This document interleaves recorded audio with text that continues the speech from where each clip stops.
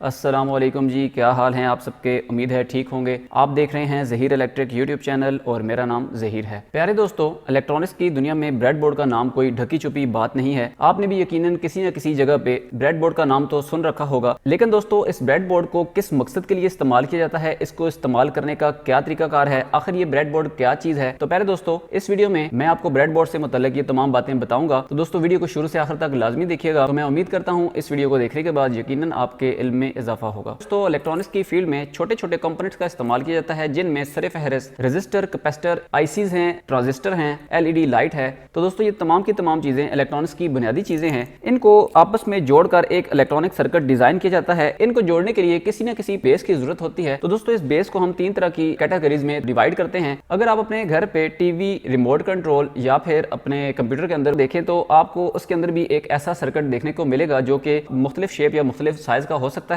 Basically उसके अंदर एक इलेक्ट्रॉनिक सर्किट ही होता है जिसके अंदर मुख्तलिफ इलेक्ट्रॉनिक्स कंपोनेंट्स लगाए जाते हैं। तो दोस्तों इस तरह के जो सर्किट होते हैं जिनके अंदर आपको लाइनिंग नजर आएगी और उसके ऊपर परमानेंट तौर के ऊपर इलेक्ट्रॉनिक्स कंपोनेंट लगे होंगे, तो इस तरह के सर्किट को दोस्तों पीसीबी कहते हैं, यानी कि प्रिंटेड सर्किट बोर्ड।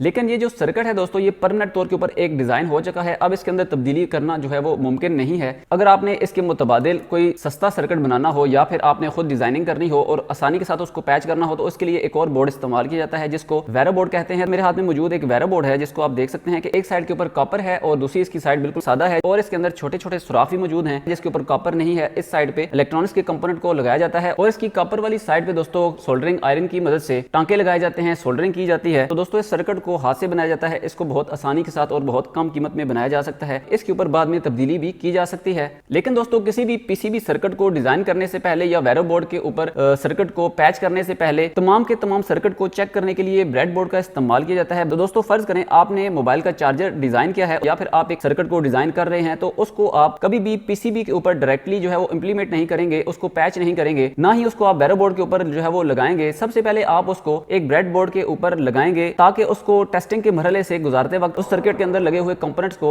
आसानी के साथ एक जगह से उतारकर दूसरी जगह के ऊपर लगाया जा सके। जैसे कि आप देख सकते हैं मेरे पास एक ब्रेड बोर्ड मौजूद है। तो आप देख सकते हैं कि इसके ऊपर आर्जी तौर के ऊपर ये इलेक्ट्रॉनिक कंपोनेंट लगे हैं, एलईडी, रजिस्टर, वायर और एक आईसी लगी है। तो इस तरह किसी भी सर्किट को परमानेंट डिजाइन करने से पहले उसको ब्रेड बोर्ड के ऊपर डिजाइन किया जाता है ताकि उसको चलाकर टेस्ट किया जा सके कि ये सर्किट जो है वो ठीक है या नहीं, और उसके बाद फिर इसको वेरो बोर्ड के ऊपर या फिर पीसीबी के ऊपर परमानेंट उसके ऊपर पैच कर दिया जाता है। तो इसको इस्तेमाल करने का आखिर क्या तरीकाकार है, तो दोस्तों मैं ब्रेड बोर्ड के बारे में आपको बताता चलूं तो ये एक सिंपल बोर्ड है जिसके अंदर हमें छोटे छोटे सुराख देखने को मिल जाते हैं। इसकी बैक साइड के ऊपर एक शीट लगी होती है जिसको उतारने के बाद इसकी बैक साइड पे हमें किसी किस्म का कोई इलेक्ट्रॉनिक सर्किट नहीं देखने को मिलता, बल्कि इसके अंदर सिर्फ और सिर्फ मेटल की बार्स हमें देखने को मिलती हैं। ये एक जगह से दूसरी जगह के ऊपर जो है वो कनेक्टेड हैं। यानी कि अगर ब्रेड बोर्ड को हम इसकी फ्रंट साइड से देखें और इसकी बैक साइड से बैक वक्त देखें, फ्रंट साइड पे हमें जो है वो छोटे छोटे सुराख देखने को मिलते हैं, बैक साइड के ऊपर हमें मेटल की पतरियां, मेटल के कनेक्टर्स देखने को मिल जाते हैं। इनकी आपस में कनेक्शन की क्या पोजीशन है अब इसके बारे में मैं आपको बता देता हूं। तो प्यारे दोस्तों ब्रेड बोर्ड को समझने के लिए हम इस ब्रेड बोर्ड को देख लेते हैं जिसके ऊपर लाइनिंग भी मौजूद है। लाइनिंग की मदद से हमें बहुत आसानी के साथ इस ब्रेड बोर्ड की समझ आ जाएगी। तो मजीद इसको आसान करने के लिए मैं इस ब्रेड बोर्ड को दोस्तों दो हिस्सों में तकसीम करता हूं। आप देख सकते हैं यहाँ पर एक मोटी लाइन मौजूद है जो कि इसकी पार्टीशन को वाज़ेह करती है, यानी कि ये ब्रेड बोर्ड एक हिस्सा पर नहीं बल्कि दो हिस्सों पर मुश्तमिल है।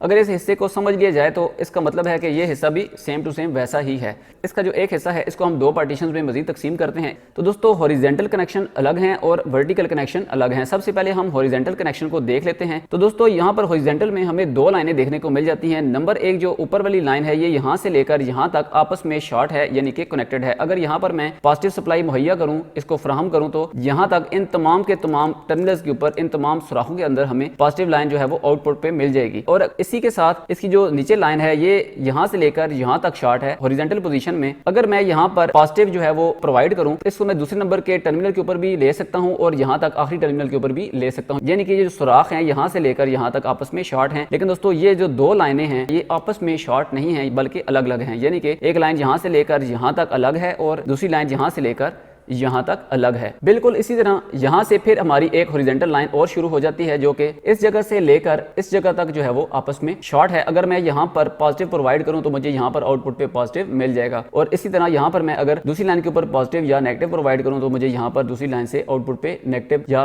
पॉजिटिव जो है वो जो मैं इसको प्रोवाइड करूंगा वो मिल जाएगा। फिर दोस्तों यहाँ पर आपको एक जो है वो लाइन यहाँ पर मिटी हुई नजर आएगी, यानी कि यहाँ पर लाइन मौजूद नहीं है। तो इसका मतलब ये है कि ये जो सेक्शन है यहाँ से लेकर यहाँ तक ये आपस में अलग है, यानी कि दो सेक्शन है। अगर मैं यहाँ पर पॉजिटिव प्रोवाइड करता हूँ तो मुझे वो पॉजिटिव यहाँ तक मिलेगा, यहाँ से नहीं मिलेगा। इसको यहाँ से आउटपुट लेने के लिए यहाँ से एक जंपर वायर मुझे इस टर्मिनल से लेकर इस दूसरे टर्मिनल तक देनी होगी ताकि ये पोर्शन भी इसके साथ कनेक्ट हो जाए। तो ब्रेडबोर्ड की बैक साइड के ऊपर आप देखें तो यहाँ से लेकर यहाँ तक एक मेटल एक पतरी मौजूद है जो कि इसके तमाम के तमाम टर्मिनल्स को आपस में शॉर्ट करती है, जो कि हॉरिजॉन्टल पोजीशन में है। बिल्कुल इसी के साथ पैरेलल में एक और पतरी है जो कि सेम टू सेम ऐसी ही पोजीशन में, हॉरिजॉन्टल पोजीशन में यहाँ से लेकर यहाँ तक इसको शॉर्ट करती है और इसके बीच में कुछ भी नहीं है, ये खाली है। और बिल्कुल इसी तरह इसके आगे भी दो मेटल की पतरियां हैं जो कि बिल्कुल पहली वाली दो पतरियों की तरह काम करती हैं, यानी कि यहां से लेकर यहां तक ये पतरियां आपस में शॉर्ट हैं। तो दोस्तों ये होगी इसकी हॉरिजॉन्टल पोजीशन। अब इसकी वर्टिकल पोजीशन को देख लेते हैं। तो दोस्तों इसकी जो वर्टिकल पोजीशन है, तमाम के तमाम टर्मिनल्स हैं A B C D E, ये तमाम आपस में शॉर्ट हैं वर्टिकल पोजीशन में। अगर मैं इसके ए के ऊपर पॉजिटिव सप्लाई को मुहैया करता हूँ, फराहम करता हूँ, तो बी के ऊपर, सी के ऊपर, डी के ऊपर या ई के ऊपर मैं कहीं से भी पॉजिटिव ले सकता हूँ। तो ये जो इसकी पोजीशन है ए से लेकर ई तक आपस में शॉर्ट है, आपस में जुड़ी हुई है। आप इसकी बैक साइड के ऊपर भी देख सकते हैं कि यहां से लेकर यहां तक एक जो है वो पतरी मौजूद है जो एक मेटल है, इसको आपस में शॉर्ट कर रहा है। लेकिन दोस्तों ये जो इसके टर्मिनल्स हैं, ये जो होल आपको नजर आ रहे हैं, ये आपस में वर्टिकली जो है वो शॉर्ट हैं, लेकिन हॉरिजॉन्टल जो है वो शॉर्ट नहीं है। यहां से लेकर यहां तक इसकी जो पहली लाइन है, इसके तमाम के तमाम टर्मिनल्स आपस में अलग अलग हैं, शॉर्ट नहीं है। यानी कि अगर मैं इसके ए के ऊपर जो है वो पॉजिटिव सप्लाई मुहैया करूं तो मैं यहां पे इसकी पहली लाइन के वर्टिकल पोजीशन में बी से भी ले सकता हूं, सी डी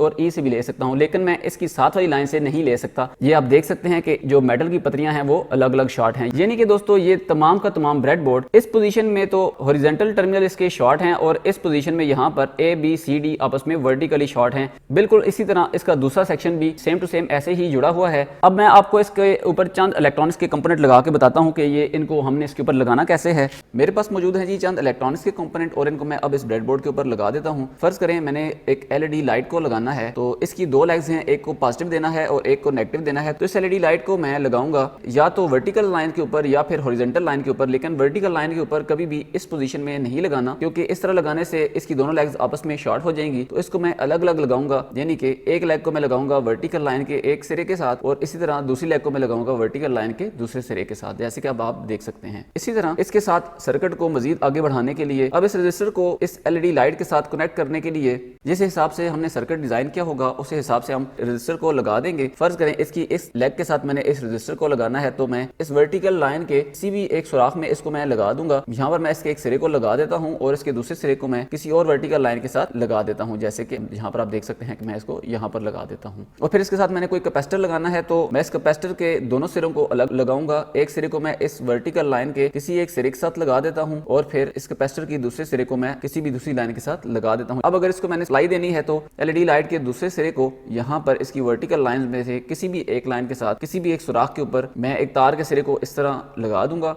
और फिर अगर कैपेसिटर के दूसरे सिरे के ऊपर मैंने सप्लाई मुहैया करनी है, कैपेसिटर की जो दूसरी लेग है वो हॉरिजॉन्टल पोजीशन में यहाँ पर लगी हुई है, जैसे कि मैंने आपको बताया कि यहाँ से लेकर यहाँ तक ये तमाम के तमाम आपस में शॉर्ट हैं, तो मैं इस वायर को मैं किसी भी दूसरी लाइन के ऊपर किसी भी जगह से यहाँ से लगा सकता हूँ, यहाँ पर भी लगा सकता हूँ और यहाँ पर भी लगा सकता हूँ। इस तरह ये जो पूरा सर्किट मैंने बनाया है, यहाँ पर मैंने दो वायर्स लगा दी हैं। इसी तरह दोस्तों रिक्वायरमेंट के हिसाब से जो सर्किट डिजाइन किया जाता है उसको पैच करने के लिए ब्रेडबोर्ड का इस्तेमाल किया जाता है। तो दोस्तों ब्रेडबोर्ड को आर्जी तौर के ऊपर सर्किट को चेक करने के लिए इस्तेमाल किया जाता है। सर्किट में कोई खराबी हो तो इसको तब्दील किया जा सकता है, आसानी के साथ इसके ऊपर से कंपोनेंट उतारे जा सकते हैं और फिर से लगाए जा सकते हैं और फिर दोबारा सर्किट को चेक किया जा सकता है। अगर यही काम हम बैरो बोर्ड के ऊपर कर दें तो इसके लिए हमें यहाँ पर सोल्डरिंग आयरन की मदद से सोल्डरिंग करनी पड़ती है और फिर उसके बाद दोबारा अगर सर्किट जो है वो खराब होगा तो फिर हमें डीसोल्ड करना पड़ेगा और इन कंपोनेंट्स को उतार कर नए सिरे से लगाना पड़ेगा। तो ये एक टाइम जाया करने वाला अमल है और इसके ऊपर मेहनत भी ज्यादा होती है। इसी की निस्बत अगर यही काम ब्रेडबोर्ड के ऊपर किया जाए तो बहुत टाइम की बचत हो जाती है और बहुत आसानी के साथ इसको किया जा सकता है। तो दोस्तों ये थी आज की वीडियो ब्रेडबोर्ड के बारे में। उम्मीद है ये वीडियो आपको पसंद आई होगी। वीडियो के बारे में अपनी राय का इजहार कमेंट बॉक्स में जरूर कीजिएगा।